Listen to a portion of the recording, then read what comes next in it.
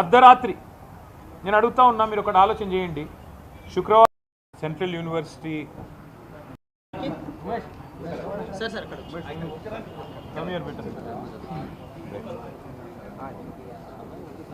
ఓకేనా, Hyderabad central university విద్యార్థుల బృందం, వివిధ విద్యార్థి సంఘాలకు సంబంధించిన బృందం దాదాపు 2-3 రోజుల కిందట మళ్ళీ తర్వాత ఈరోజు తెలంగాణ భవన్కి వచ్చి ఇక్కడ ఉన్న మా అందరితో కూడా సమావేశమై అక్కడ నెలకొని ఉన్న పరిస్థితుల మీద మా అందరికీ కూడా వివరించి చెప్పడం జరిగింది. అసలు హైదరాబాద్ సెంట్రల్ యూనివర్సిటీ ఏర్పడిందే ఆనాడు మొదటి దశ తెలంగాణ ఉద్యమం జరిగిన తర్వాత 1968 నుంచి 71 వరకు జరిగిన ఉద్యమం తర్వాత మరి హైదరాబాద్లో కూడా ఒక కేంద్రీయ విద్యాలయం ఉండాలి అని చెప్పి, విశ్వవిద్యాలయం ఉండాలని చెప్పి ఆ రోజు జరిగిన 370 ఆత్మ బలిదానాల సాక్షిగా ఒక రకంగా చెప్పాలి అంటే ఇక్కడ మనకు ఈ కేంద్రీయ విశ్వవిద్యాలయం వచ్చిన తర్వాత ఇవాళ భారతదేశంలోనే మంచి పేరు సంపాదించుకుని మంచి క్రెడిబిలిటీ సంపాదించుకున్న విశ్వవిద్యాలయాల్లో మన హైదరాబాద్ సెంట్రల్ యూనివర్సిటీ కూడా అగ్రభాగాన ఉంది. అక్కడి నుంచి విద్యార్థులుగా ఉన్న వాళ్ళు ఎంతోమంది ఈరోజు ప్రపంచవ్యాప్తంగా చాలా ముఖ్యమైన పొజిషన్స్లో ఉన్నారు, చాలా కీలకమైన పొజిషన్స్లో కూడా ఉన్నారు. హైదరాబాద్ సెంట్రల్ యూనివర్సిటీ కేవలం మన ఉమ్మడి ఆంధ్రప్రదేశ్కి, ఈరోజు తెలంగాణకి కాదు, భారతదేశానికే తలమానికంగా గొప్పగా ఉన్న విశ్వవిద్యాలయాల్లో ఒకటి అని చెప్పక తప్పదు. ఇవాళ హైదరాబాద్ సెంట్రల్ యూనివర్సిటీలో నెలకొని ఉన్న పరిస్థితులు చూస్తుంటే డెఫినెట్గా ప్రజాస్వామిక స్ఫూర్తి ఉన్న ఎవరికైనా, సామాజిక స్పృహ ఉన్న ఎవరికైనా మరి డెఫినెట్గా బాధ కలగక తప్పని పరిస్థితి కనబడతా ఉన్నది. పిల్లలు పాపం వారి బాధ్యత కాకపోయినా వారికి నిజంగా చెప్పాలి అంటే సంబంధం లేని అంశమైనా కూడా వారు చేస్తున్న పోరాటం, వారు ఏదో ఆశించి స్వప్రయోజనం కోసమో తమ లాభం కోసమో కాకుండా హైదరాబాద్ నగర భవిష్యత్తు కోసం, తమ విశ్వవిద్యాలయ భవిష్యత్తు కోసం వారు పడుతున్న ఆరాటం ఏదైతే ఉందో నిజంగా కూడా చాలా గొప్పది.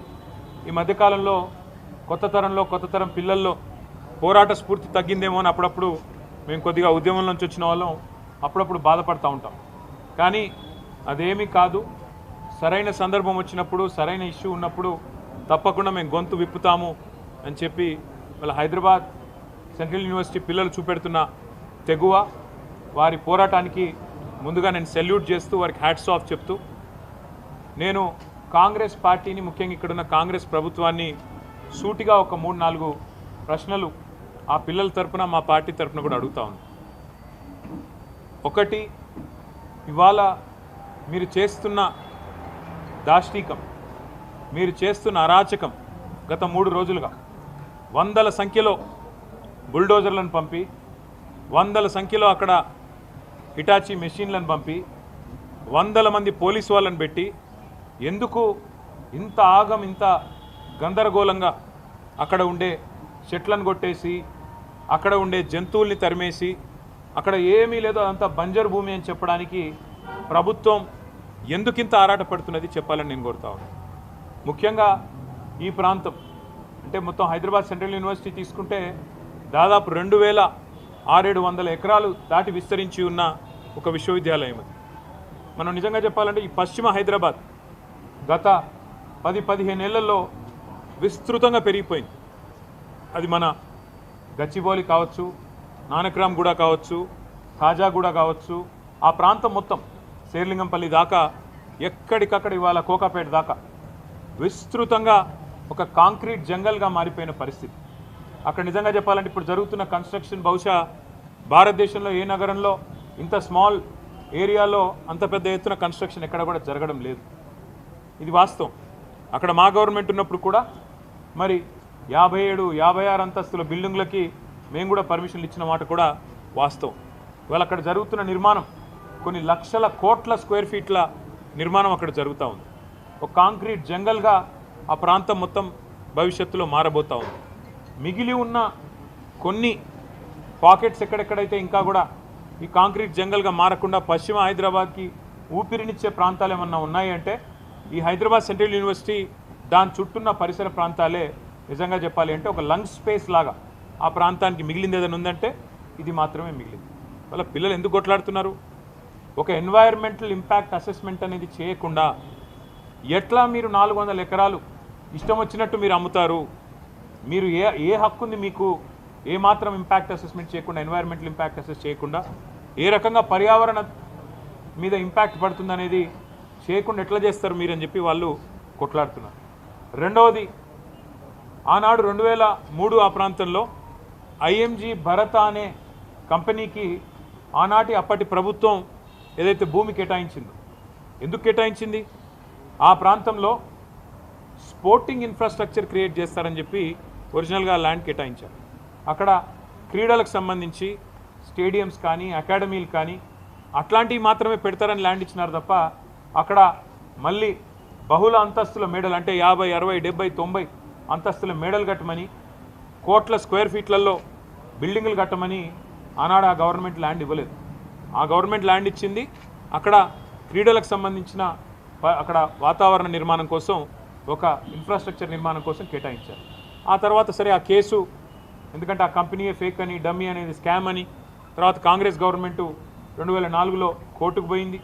ఆ ప్రైవేట్ వాళ్ళు కూడా కోర్టుకు పోయినారు. ఆ కోర్టు కేసు మొన్న 21 ఏళ్ల తర్వాత ఆనాడు కాంగ్రెస్ గవర్నమెంట్ కొట్లాడింది, రాజశేఖర రెడ్డి గారి గవర్నమెంటు, ఆ తర్వాత మా గవర్నమెంట్ కొట్లాడింది.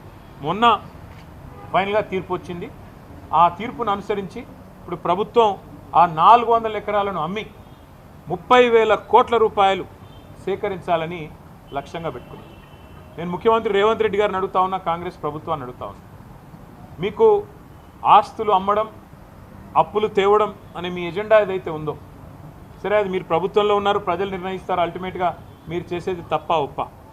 ఒకవైపు మీరే చెప్తున్నారు, ఎక్కడికక్కడ ఇవాళ హైదరాబాద్లో చూస్తే పెద్ద పెద్ద హోర్డింగ్లు, పెద్ద పెద్ద పోస్టర్లు, ముఖ్యమంత్రి గారి ముఖార విందంతో ఫ్యూచర్ సిటీ కడుతున్నాము, అక్కడ 50,000 ఎకరాల్లో కడతాము, ఆల్రెడీ 15,000 ఎకరాలు మా దగ్గర ఉంది, ఇంకో 30,000 ఎకరాలు సేకరిస్తున్నామని చెప్పి ముఖ్యమంత్రి గారు ఫ్యూచర్ సిటీ అని ఉదరగొడుతున్నారు. ఎయిర్పోర్ట్కి కిందికి ఆనాడు ఫార్మా సిటీ కోసం మేము సేకరించిన భూముల్లో ఈరోజు పేరు మార్చి ఫ్యూచర్ సిటీ అంటున్నారు. ముఖ్యమంత్రి గారిని కాంగ్రెస్ ప్రభుత్వాన్ని అడుగుతున్నాను, మరి ఫ్యూచర్ సిటీలో ఆల్రెడీ మీ దగ్గర 14,000 ఎకరాలు ఉన్నప్పుడు, ఇంకొక 30,000 ఎకరాలు మీరు సేకరించబోతున్నప్పుడు, మొత్తం 45,000 ఎకరాలు మీరు అక్కడ అమ్ముకోబోతున్నప్పుడు ఇక్కడ 400 ఎకరాల మీద ఎందుకు పడ్డారు మీరు? ఈ 400 ఎకరాల్లో నిన్న మొన్న మీరు చూసింటారు, వందల సంఖ్యలో మెషిన్లు పోయి అర్ధరాత్రి, నేను అడుగుతా ఉన్నా, మీరు ఒకటి ఆలోచన చేయండి, శుక్రవారం, శనివారం, ఆదివారం, ఈరోజు సోమవారం రంజాన్, ప్రభుత్వానికి తెలిసి 4 రోజులు కోర్టుకు సెలవులని, అందుకే ఇబ్బడి ముబ్బడిగా మెషిన్లను పంపి వందల సంఖ్యలో పోలీసులను పెట్టి అడ్డం వచ్చిన పిల్లలను ఇష్టం వచ్చినట్టు కొట్టి, వాళ్ళను ఆడపిల్లలను చూడకుండా బట్టలు చింపి ఒక దుశ్శాసన పర్వానికి తెరదీసి ఇంత అరాచకం ఏదైతే రేవంత్ రెడ్డి ప్రభుత్వం చేస్తున్నదో, మరి అక్కడ పక్షులు, అక్కడ నెమళ్ళు కేకలు పెడుతున్నాయి, గొంతు చించుకుంటున్నాయి, మాకు జరుగుతున్న ఈ అన్యాయం మీకు కనబడతలేదా, వినబడతలేదా అని చెప్పి రోధిస్తున్నాయి, ఏడుస్తున్నాయి. ఇది మీకు వినబడతలేదా రాహుల్ గాంధీ గారు? నేను అడుగుతా ఉన్నా. పర్యావరణ ప్రేమికులు, దేశ స్థాయిలో రాష్ట్ర స్థాయిలో ఉన్నవాళ్ళు, మేధావులు మౌనంగా ఎందుకున్నారని మేము అడుగుతున్నాం, పిల్లలు అడుగుతున్నారు. మీకేం కనబడట్లేదా? ఫ్యూచర్ సిటీలో 45,000 ఎకరాలు మీరు సేకరించి అమ్ముకుంటానని ఓపెన్గా బడ్జెట్లో చెప్తున్నారు, బయట చెప్తున్నారు. మరి 400 ఎకరాలు వదిలేస్తే మీకు పోయేదేముంది, వచ్చిన నష్టమేముంది? పశ్చిమ హైదరాబాద్ భవిష్యత్తులో ఢిల్లీలాగా ఎయిర్ క్వాలిటీ దెబ్బతిని ఊపిరి పీల్చుకోవడమే కష్టమయ్యే ప్రమాదం ఉండే అవకాశం ఉంది. మీరు ఈ 2,400, 2,500 ఎకరాలు ఇట్లే ఉండనిస్తే సెంట్రల్ యూనివర్సిటీ కింద అది బ్రహ్మాండంగా మరి మనకి ఇక్కడ లంగ్ స్పేస్ లాగా కూడా ఉపయోగపడుతుంది, ఒక విశ్వవిద్యాలయానికి కూడా ఉపయోగపడే అవకాశం ఉంది. రాహుల్ గాంధీ గారు ఇవాళ జాతీయ స్థాయిలో ప్రతిపక్ష నాయకుడు, వారిని కూడా నేను అడుగుతా ఉన్నా, హైకోర్టులో ఆల్రెడీ పిల్లు పడ్డది, ఒక ఎన్జిఓ వాళ్ళు వేసినారు, ఇది పర్యావరణ సమతుల్యత దెబ్బతీస్తుంది అని. ఆ పిల్లు రాకముందే నీ ప్రభుత్వం ఇంత ఆగమాగం చేస్తుంటే, పిల్లల్ని ఇష్టం వచ్చినట్టు కొడుతుంటే, గతంలో ఇదే రాహుల్ గాంధీ గారు హైదరాబాద్ సెంట్రల్ యూనివర్సిటీకి ఆనాడు 2 సార్లు వచ్చినారు ఒకటే నెలలో. రోహిత్ వేములా గారు చనిపోయినప్పుడు 2 సార్లు వచ్చినారు ఒకటే నెలలో. కానీ ఇటువైపు ఇప్పుడు కనీసం తిరిగి కూడా చూడట్లేదు. కనీసం ఒక మాట కూడా ముఖ్యమంత్రి గారికి చెప్పాలన్న ఆలోచన కూడా రాహుల్ గాంధీ గారికి వస్తలేదు. ఇదే రాహుల్ గాంధీ గారు బొంబాయి మహానగరంలో ఆర్ఏ ఫారెస్ట్లో 800 ఎకరాల్లో 2500 చెట్లు కొట్టేస్తారంట. అంటే అక్కడ మెట్రో నిర్మాణం కోసం అక్కడ ఒకటి షెడ్ కడతారంట. అంటే ఇదే రాహుల్ గాంధీ గారు హడావుడి చేసినారు. అయ్యో ముంబైలో లంగ్ స్పేస్ లేకుండా పోతుంది, ముంబైలో పర్యావరణ సమతుల్యత దెబ్బతింటుంది, ఇన్ని 100 ఎకరాలు పోతే ఎట్లా కాంక్రీట్ జంగల్గా ముంబై మారిపోయింది అన్నారు. మరి ఇవాళ హైదరాబాద్, పశ్చిమ హైదరాబాద్ ఏమైపోయినా పర్వాలేదా? కేవలం మీ కాంగ్రెస్ ప్రభుత్వానికి డబ్బులు రావడానికి, వేల కోట్ల రూపాయలు సంపాదించుకోవడానికి, పిల్లల భవిష్యత్తు, హైదరాబాద్ భవిష్యత్తు నాశనమైనా పర్వాలేదా? ఉన్న కొద్ది లంగ్ స్పేసెస్ని ఇష్టం వచ్చినట్టు అమ్ముతారా? ఇది మీకు సమ్మతమైన రాహుల్ గాంధీ గారు? ఒక ఆర్ఏ ఫారెస్టే కాదు, ఇదే రాహుల్ గాంధీ గారు ఛత్తీస్గఢ్లో హస్దియో అనే ఫారెస్ట్ ఉంది, HASDEO.